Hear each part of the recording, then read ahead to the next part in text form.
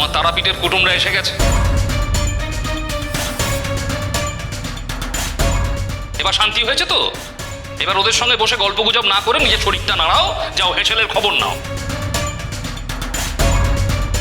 যত সব ভীমরতি ভীমরতি ভীমরতি না হলে কেমন উটকো ঝামেলা কাঁধে করে বয়ে আনে সেই তারাপীঠ থেকে।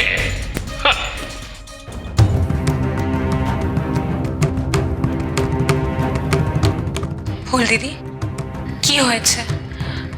ভাসুর ঠাকুর এমন রেগে চলে গেলেন কেন? বলো না কি হয়েছে। ও কিছু না, আমার স্বামী দেবতাটি এমনই। উনি না পান থেকে চুন খসলেই মাথা গরম করে ফেলেন। আসলে তোমাদের ফিরতে দেরি হচ্ছিল দেখে আমি না খুব চিন্তায় পড়ে গিয়েছিলাম, ওই জন্য উনি ওরকম রাগারাগি করছিলেন। তোমাদের এত দেরি হলো কেন ফুল কাকিমা? আমি তো ভাবলাম তুমি পথ হারিয়েছো।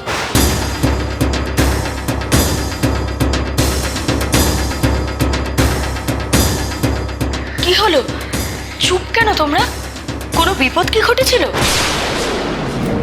জানেন দিদি, আমাদের না ওখানে। আহা লক্ষ্মীমা, এমনটা তো হতেই পারে। তুই থাম দেখি এখন বাপু। ওকে থামাচ্ছেন কেন বামদেব ঠাকুর? নিশ্চয়ই খারাপ কিছু ঘটেছিল, আমাকে বলুন সব। না না না ফুল বৌঠান, সত্যি বলছি, তেমন কিছুই হয়নি। আসলে বৌঠান আর লক্ষ্মী মাটির মূর্তি কিনতে গিয়ে পথ ভুলে গিয়েছে। ওমা, তাই নাকি? দেখলে মা, আমি ঠিক আন্দাজ করেছিলাম। তারপর? তার আর পর কি, ওই যা হয়। বামদেব ঠাকুর ছিলেন, আর বামদেব ঠাকুর সঙ্গে থাকলে তো কোনো চিন্তাই নেই। ওই বামদেব ঠাকুরই ওদের খুঁজে বের করলো, তারপর পথ দেখিয়ে নিয়ে চলে এলো। এই দেখো, আহা এই হলো গিয়ে অজানা অচেনা জায়গা। হ্যাঁ, বলে ওই চেনা জায়গাতেই কত লোক পথের দিশা খুঁজে পায় না, পথ হারিয়ে বসে থাকে। আর সেই জায়গাতে এখানে রাস্তাঘাট কিছুই চেনে না, এমনটা তো হতেই পারে নাকি? হ্যাঁ, যাকে এইসব নিয়েও তো ভাবার কিছু নেই গো। শেষ পর্যন্ত আমি আর বীরেন্দ্রনাথ তো ঠিক তাদেরকে খুঁজে বের করলাম, তাই না? এইসব কথা তুমি এখন ছাড়ো কর্তাবা, যা হয়ে গেছে তা হয়ে গেছে। এই কলকাতাতে আসার পর এও এক অভিজ্ঞতা বই কি। যাক বাবা, বাড়ির পথ খুঁজে ফিরে এসেছেন, এই ভালো। আমি আর সুলক্ষণেও স্বস্তি পেলাম। মারে, আমাকে ক্ষমা করিস রে মা, এদেরকে আর উদ্বিগ্ন করতে চাই না রে আমি, তাই আর সত্যি কথাটা বলতে পারলাম না। ফুল দিদি, মা আজ আমাদের ফিরিয়ে দিয়েছে। শেষ ভালো যা, সব ভালো তা। তারা তারা শোনো গো কর্তাবা, তোমার মেয়ের বিয়ে বলে কথা। হ্যাঁ, তোমাকে এসব নিয়ে কোনো চিন্তা করতে হবে না, তুমি বরং ও সেই সব নিয়ে ভাবো, বুঝেছো? চিন্তার কি আর শেষ আছে ঠাকুর? হাতে বাঁধা সংকল্পে সুতো পুড়ে যাওয়ার পর থেকেই মনটা বড় ছটফট করছে। বারবার কাঁপুনি উঠছে, কি হয় ভেবে। কালীঘাটের মায়ের কাছে তো তুমি পুজো দিয়ে এলে গো কর্তাবা, দেখোই না কি হয়। পুজো তো দিলাম ঠাকুর, কিন্তু কোনো আশার আলো তো দেখলাম না। কেন ফুল দিদি? মন্দিরে যাদের সাথে দেখা হলো, কথা হলো, তারা তো ভরসা দিলেন আপনাকে। কর্তাবা, একটা কথা জেনে রেখো, ওই সংকল্পের সুতো যা কিনা হাতে বাঁধা হবে তা ঘটে দেওয়া মাত্র পুড়ে ছাই হয়ে গেল। তার মানে মা তোমাকে আগামী বিপদের ইঙ্গিত দিলেন। আর মা যখন তোমাকে সেই বিপদের ইঙ্গিত দিয়েছেন, তখন সেই বিপদ থেকে মুক্তি পাওয়ার উপায়ও মা নিজেই বলে দেবেন। আমি নিজে মায়ের কাছে এই বিপদ থেকে মুক্তি পাওয়ার উপায় জানতে চাইব গো কর্তাবা। তাছাড়া আমার স্থির বিশ্বাস যে মা বিপদ তারিণী তোমার মেয়েকে তেমন চরম বিপদের মুখে ফেলবেন না। মা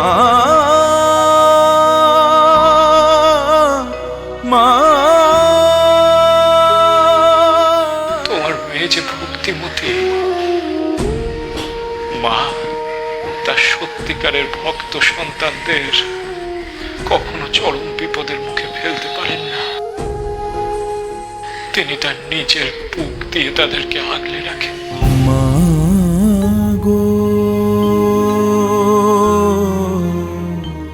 তবেই তো তিনি বিপদ তারিণী। জয় মা বিপদ তারিণী, জয় মা তারা, জয় তারা, জয় তারা, তারা তারা। মানে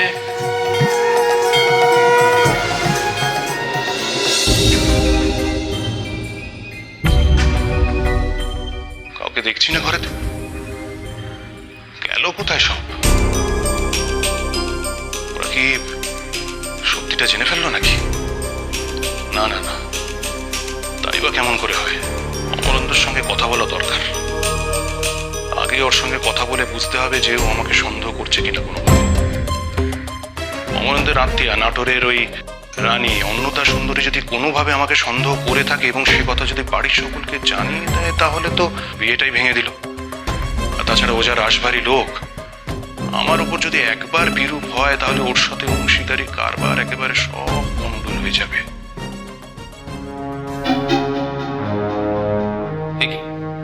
বিকাশ রঞ্জন, তুমি?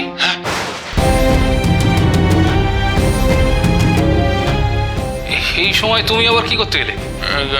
আমি আমি মানে এই তো সকালেই এলে, কথা হলো, আবার কিসের দরকার? না, আসলে হঠাৎ করে একটা জরুরি কথা মনে পড়লো, তাই চলে এলাম আর কি।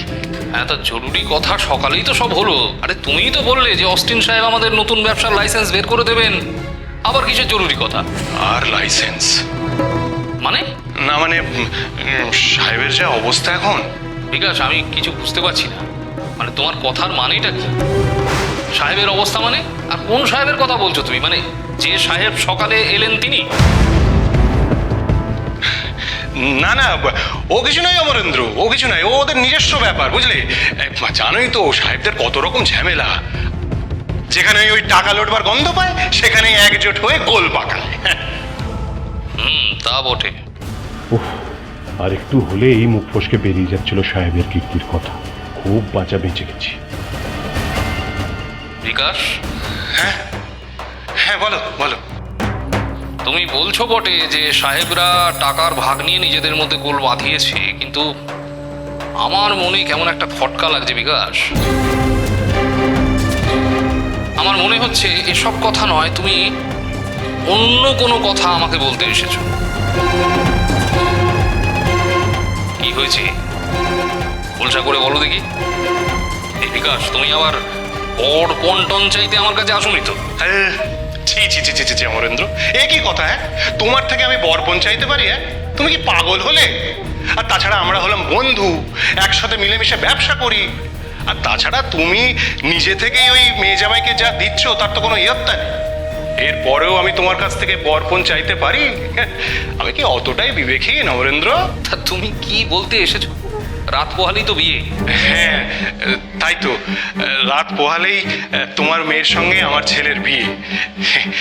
তো কি যেন একটা বলতে এলাম, বুঝলে না, একেবারে ভুলে গেছি, বুঝলে অমরেন্দ্র, মনে পড়ছে না।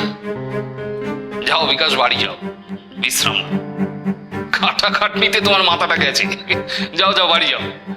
আমিও ভেতর মহলটায় দেখি ওদিকটা কি হচ্ছে। যাও, বাড়ি যাও। মহামায়া,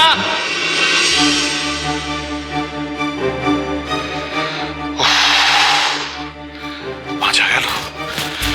মনে হচ্ছে নাটোরের রানী ওই অন্নদা সুন্দরী তেমন কিছু বাড়িতে এসে বলেনি, তাহলে অমরেন্দ্র এত সহজে ছেড়ে দেবার পাত্র নয়। যাক বাবা, নিশ্চিন্ত হওয়া গেল।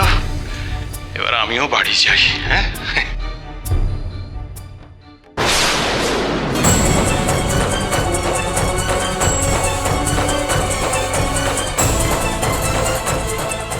ওই সাহেবটিকে